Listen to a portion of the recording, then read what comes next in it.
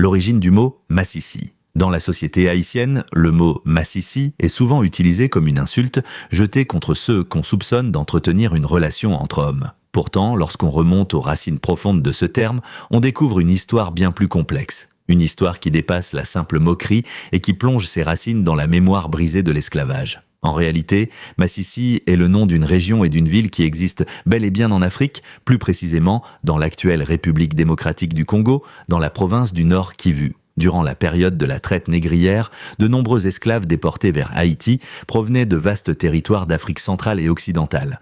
Le Congo, le Dahomey, aujourd'hui Bénin, ainsi que d'autres régions, dont Massissi. Sous le régime colonial, les maîtres imposaient toute forme de violence à leurs esclaves. Coups, exploitation physique, humiliation permanente, et parmi ces violences, les agressions sexuelles infligées aussi bien aux femmes qu'aux hommes. Ces actes n'avaient rien à voir avec l'amour, le désir ou l'orientation sexuelle. C'étaient des armes de domination, d'écrasement psychologique et de destruction morale. Lorsque les esclaves, témoins directs de ces atrocités, voyaient leurs frères, notamment ceux venus de la région de Massissi, subir ces violences sexuelles sans consentement, cela laissait une marque profonde. Dans la mémoire collective des plantations, un lien s'est créé. Le nom de Massissi, celui du lieu d'origine de plusieurs victimes, s'est chargé du poids de l'humiliation que les colons imposaient. Avec le temps, de génération en génération, à travers la transmission orale, le terme s'est transformé. Il est passé du simple nom d'un territoire africain pour devenir une insulte, utilisée pour ridiculiser deux hommes perçus comme trop intimes. Et jusqu'à aujourd'hui,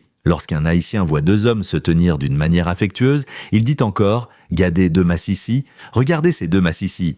Ainsi, un mot qui, à l'origine, désignait un lieu, une terre, une appartenance, est devenu un outil de dérision. Il porte encore les traces du traumatisme colonial déformé, détourné, arraché à son sens initial pour devenir une arme sociale.